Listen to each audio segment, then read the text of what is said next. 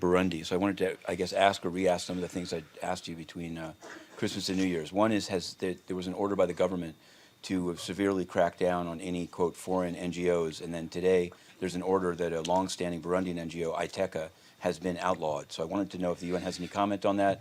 Also on the President Nkurunziza's statement that he may run for president again in 2020.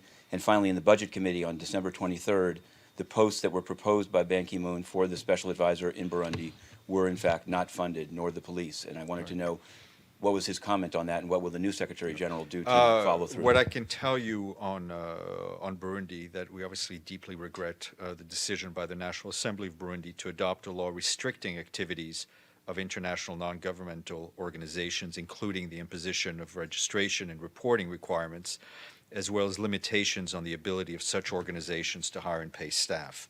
We're concerned that the enactment of this law could impede or even threaten the continued free operation of important organizations that are working to assist the Burundian people.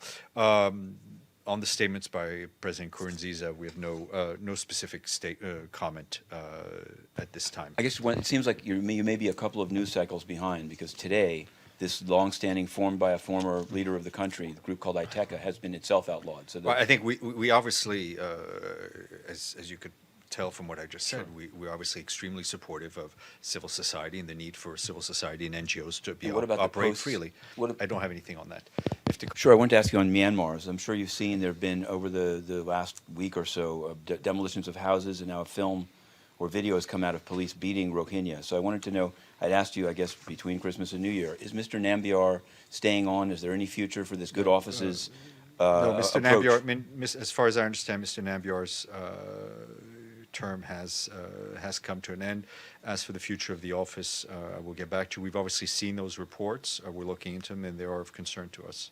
Right, because I saw there's a report of a letter by a local, I guess his name is Mr. Carter, writing for the UN, saying that the demolition of the homes would inflame, but it wasn't clear whether this was an official UN correspondence or what it is. I also wanted, my ability. I'd also ask you on Gambia. I know that there have been a lot of statements before the holiday, but has Sam Sarr, the previous deputy permanent representative, officially registered himself as a permanent representative? He's somebody that was taped saying that opponents should be killed. I don't know. We can check with the protocol office. Mr. Lee. Sure, thanks a lot. I want to ask about Washington and also record retention.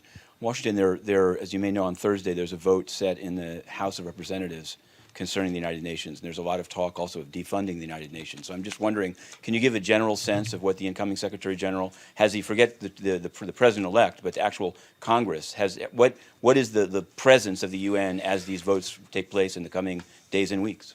Well, obviously, we're watching what is going on in the Congress and in Washington. As I said, we very much appreciate the support and the funding the American government, the American taxpayers have given the UN throughout its history. But I'm not going to go into any further details before a vote has, in fact, been taken, anything's been signed. And I wanted to ask you about earlier. Stephane de Mistura had said at one point to us at the stakeout that he was going to reach out to the Trump team. Then he said later that he wasn't going to talk about that anymore. And I wanted to ask you a direct question. Is it true that Jeffrey Feltman informed UN special envoys not to themselves reach out to any member of the Trump team, but to work entirely through him for that purpose? No, I'm not aware of any such order being issued. Mr. Lee. Sure. On this, well, actually, before record retention, I just wanted to ask one question. Over the holiday, there was stories in a number of publications, but including the New York Times, about the outstanding Eng Lap-Seng bribery case.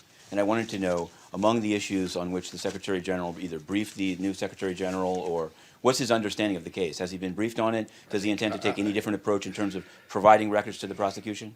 I have no comment on this on this particular case. Then on the records thing, I sent you this one.